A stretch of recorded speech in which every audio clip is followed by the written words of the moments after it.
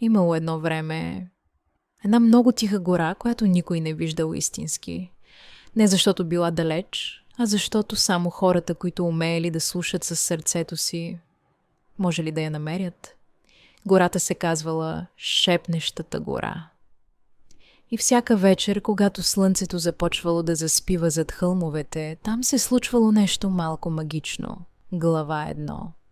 Момиченцето, което говореше с тишината. В малко селце до гората живеело момиченце на име Лия. Лия не била като другите деца. Докато те тичали и викали, тя често просто стояла до прозореца и гледала как дърветата се люлеят. И сякаш слушала нещо. Лия, защо пък си толкова тиха? Питала я майка и нежно. Лия само се усмихвала. Не съм тиха. Слушам, но никой не разбирал какво. Само една вечер нещо се променило. Глава 2. Светлинката между дърветата. Тази вечер Лия не могла да заспи. Навън вятърът шепнал странно. Не като обикновен вятър, а като че ли вика. Тихо, много тихо. Лия станала, обула малките си пантофи и отворила прозореца. И тогава го видяла.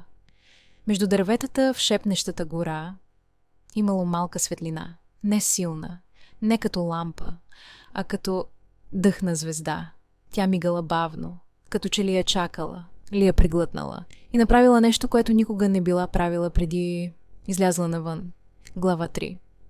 Първата крачка в гората тревата била студена, въздухът мек, а гората не била страшна, била тиха, но не празна тишина, а жива тишина. Дърветата не шумели просто така. Те сякаш шепнели помежду си.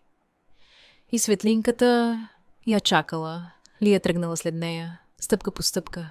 И с всяка крачка светлината не бягала, а я водела. Глава 4. Малкият пазител. След известно време Лия спряла. Чула нещо. Пук, пук. Изпод листата се появило малко същество. Не било животно, което познавала. Приличало на лисица, но с малки искри по козината. Очите му светели тихо. Той е гледало и наклонило главичка. Ти ме виждаш? Сякаш казвали очите му. Лия не се изплашила, само кимнала. И в този момент светлинката между дърветата спряла, като че ли казвала: добре, той те пусна. Глава 5. Фенерът на гората. Съществото направило нещо странно. Седнало и докоснало земята с лапичка. И от земята започнала да излиза светлина. Бавно, като дъх. И се появил малък фенер. Но не като обикновен. Той не бил направен от стъкло, а от спомени. Лия не разбирала как, но усещала. Фенерът пазел неща, забравени усмивки, изгубени гласове и мечти, които никой не си спомнял. Лисицата светлина я погледнала и за първи път проговорила: гората те избра. Глава 6. Защо точно тя? Лия замръзнала. Аз? Защо аз? Лисицата се приближила и леко докоснала ръката й. Защото ти не си спирала да слушаш, дори когато никой не говореше с теб. Лия не знаела какво да каже. Само почувствала нещо топло в гърдите си.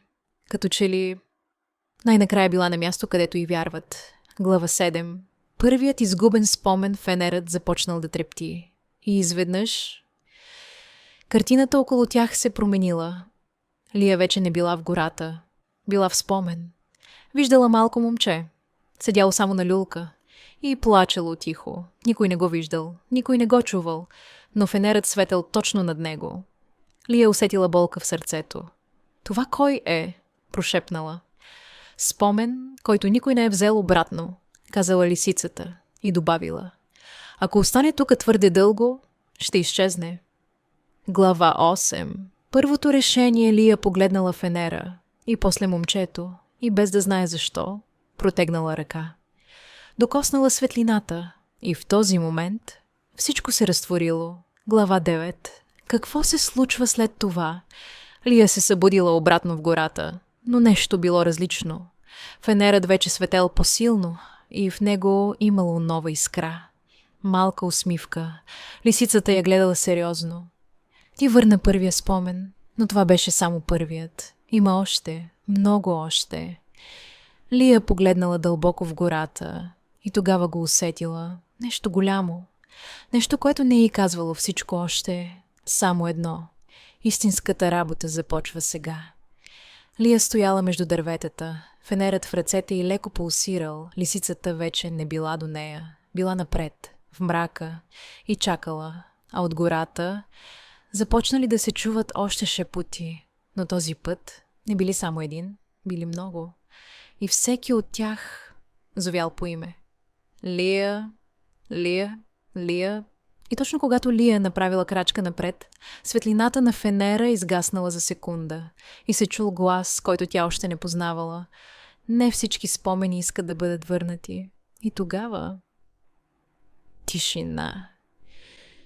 А какво има отвъд най-тъмната част на гората? Ще разбереш в час, две. Шепнещата гора. Изкри част 2. Тайната зад фенера. Лия стоеше неподвижно. В ръцете й фенерът вече не светеше както преди. Светлината му беше по-слаба. Като че ли нещо в гората се беше събудило и сега слушаше. Лисицата светлина не се виждаше.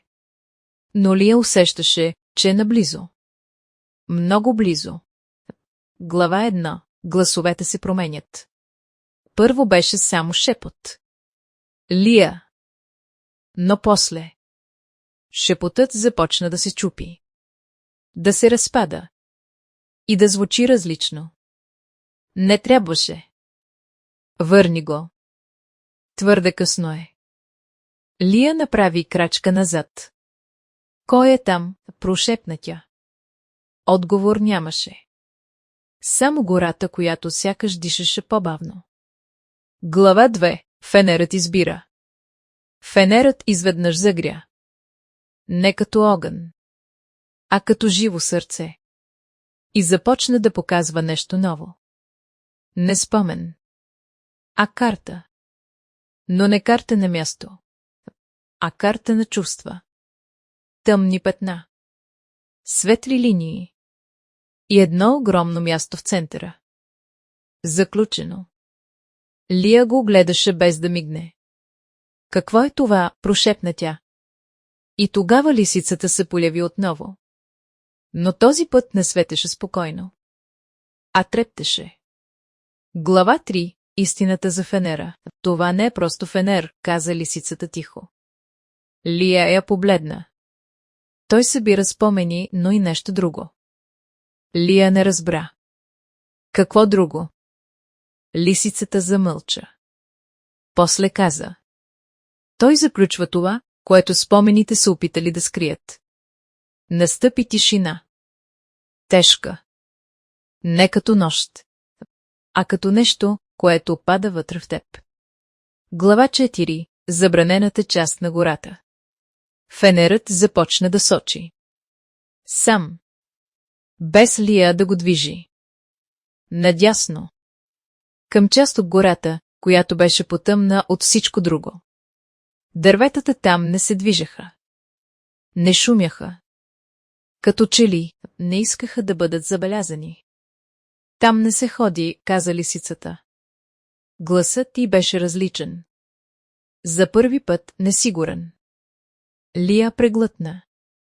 Но фенерът ме води там. Лисицата не отговори. И това беше най-страшното. Лия стоеше пред вратата.